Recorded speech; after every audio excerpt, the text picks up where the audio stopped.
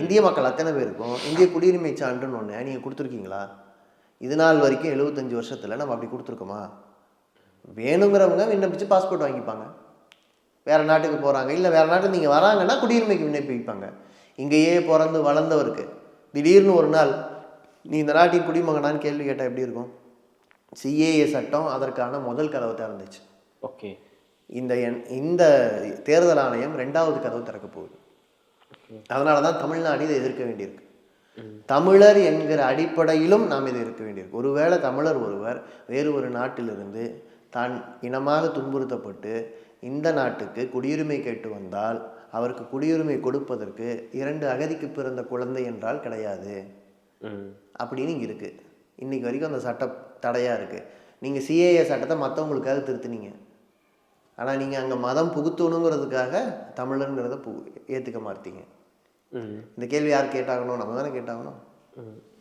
இல்லை, இப்போ இதில் தேர்தல் ஆணையம் வந்து ஆர்எஸ்எஸ் வேலையை தான் செய்யுது அப்படின்னு சொல்கிறீங்களே. இப்போ 12 ஸ்டேட்ஸ்லையும் ஒரே நேரத்தில் செஞ்சிட முடியுமா தேர்தல் ஆணைய தலைவர்கள்? தேர்தல் ஆணையம்ங்கிறது ஒரு பெரிய மிஷினரி. அவங்க உத்தரவு போட்டால் மாநில அரசுடைய அல்லது ஒன்றிய அரசுடைய அத்தனை அதிகாரிகளும் தேர்தல் ஆணைய அதிகாரிகளாக மாறிடுவாங்க. இப்போ வந்து ஸ்பெஷல் இன்டென்சிவ் ரிவிஷன் அப்படிங்கிறது வந்து வரலாற்றில் ஏற்கனவே 8 தடவை நடந்திருக்கிறதா நம்ம ஞானேஷ்குமார் சொல்கிறாரு. ஆனால் என்னென்னா இதுக்கு முன்னால் நடந்த ஸ்பெஷல் இன்டென்சிவ் ரிவிஷன் எல்லாத்துலேயும் மக்கள் அவங்கள போய் சந்திக்கிற இடத்துல அதிகாரிகள் இருந்தாங்க. ஆனால் இந்த முறை இவர்கள் அறிவிச்சிருக்கிற அறிவிப்புங்கிறது நீங்கள் தான் உங்களோட வாக்குங்கிறத நிரூபிக்கணும்.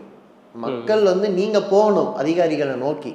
ஸோ இதை வந்து கொஞ்சம் எளிமைப்படுத்தியிருக்காங்க. இப்போ தமிழ்நாட்டில் இது பண்ணும்போது என்னென்னா ஏஜென்ட்டுகள் மூலமாக வரலாம், அரசியல் கட்சிகள் மூலமாக வரலாம், இதெல்லாம் பண்ணியிருக்காங்க. ஆனால் அடிப்படையாக சில விஷயம் வந்து கைவிடலை. என்னென்னா பீகாரில் எப்படி வந்து குடியுரிமைங்கிறத கேள்வி கேட்டு ஒரு 3 லட்சம் பேருக்கு நோட்டீஸ் கொடுத்துருக்காங்களோ அந்த பிரச்சனை நம்ம ஊர்லேயும் வரும். ஆனால் உள்ளே இருக்கக்கூடிய போலி வாக்குகளை நீக்கிற எளிமையான வேலையை செய்ய மாட்டேங்கிறாங்க. நீங்கள் இவ்வளோ பெரிய விஷயத்தை செய்கிறேன்னு சொல்கிறாங்கல்ல.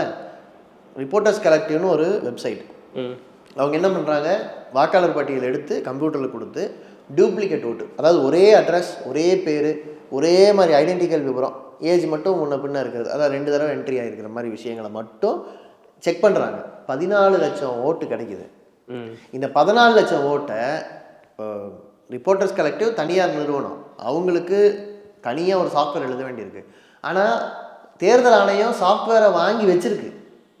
அதை பட்டன் தட்டினா போதுமே நீங்கள் இந்த 14 லட்சத்தில் ஒரு 7 லட்சம் டபுள் என்ட்ரி தானே, அதை ரிமூவ் பண்ணிடலாமே. இதையே செய்ய மாட்டேங்கிறீங்க. இந்த கேள்வியை ரிப்போர்ட்டர்ஸ் கலெக்டிவ் மட்டும் கேட்கல, மீடியா கேட்கும்போது இல்லை அப்படியெல்லாம் வந்து நோன் கிரிமினல்ஸ் தான் இப்படி பண்ணுவாங்க.